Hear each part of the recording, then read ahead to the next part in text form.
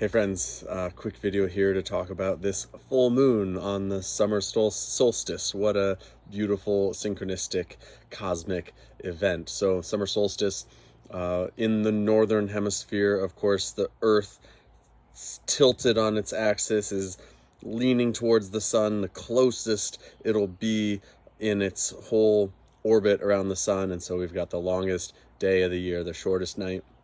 And in the Animas Valley tradition, according to the nature-based map of the human psyche and of human development, the summer solstice corresponds to childhood, the wild, free, sort of animalistic aspect of our beings, the way children just run and climb and play and they're not self-conscious about it at all. They're just sort of natural born earthlings exploring and playing and being fully in their bodies, and it's all about this sort of sensory experience, and that's what summer solstice is all about. So it's this very childlike energy, and in the wheel of human development, that summer solstice is also very much, these ages between sort of like 4 and 10, where we get to explore the world, learn about the world, very much connected to nature,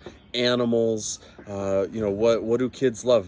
Animals, and they're being outside and climbing trees, and so that's the vibe, that's the spirit of this moment in the year. So I hope you're getting a chance to get outside and play and be your natural born animal self. You are first and foremost a child of the earth.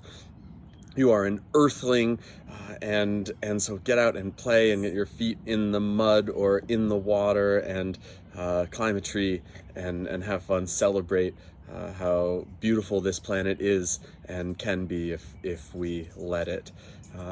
So then this full moon, and just be clear, like, it is a nice coincidence, synchronicity, if we want to call it that the full moon and the summer solstice are happening on the same date. These do represent the pinnacles of these two different cycles, but it just so happens that on the day that the earth is slanted closest to the sun, that the moon is on the exact opposite side of the earth from the sun. And so we've got this big, beautiful full moon, which is rising right as the sun sets.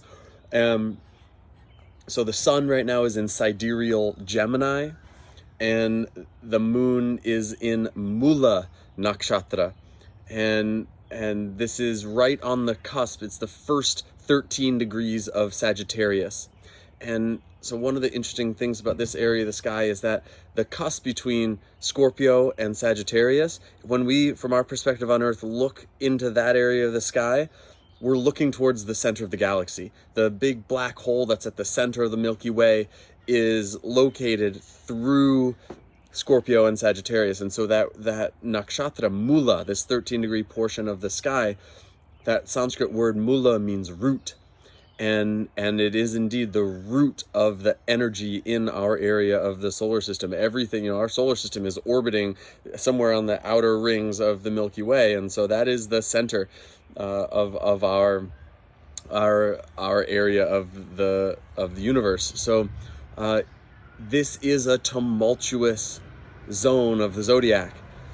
It is where we are going deep underground and uprooting things. If you want to plant a new garden, the first thing you have to do is clear the soil, clear the stones, uproot all the old stuff down there, and reset the soil so you can then plant new things. And that's what this full moon is all about. And so the sun in Gemini, the month of Gemini just started last week, and Gemini is a sign that's all about curiosity. No judgment, no, oh, this is good, this is bad. It's just, oh, that's so interesting. I didn't know that information before. I hadn't connected those dots before. Give me more data. And so these two are counterbalanced in this way, where we may have been we may be collecting more data about the world, about ourselves, and the more information we have, it's like every piece of information is a pixel that increases the resolution of our image of the world. And so as you collect more and more information, your resolution gets more and more high definition. You can see things that were always there, but maybe weren't obvious or really visible before in such clarity. And so this Mula Nakshatra wants you to get in there and uproot things and plant certain things, sure, but it's actually not quite time for that. It's time to be taking that data and clearing out what is unwanted, no longer relevant, and out of date, so that the new phase can be planted. And so it's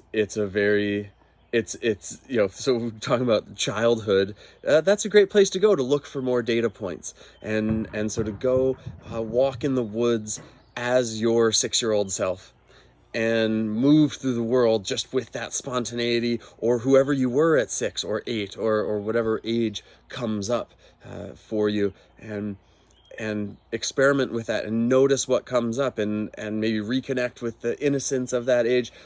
But also, I wonder what root causes might arise to your awareness for review.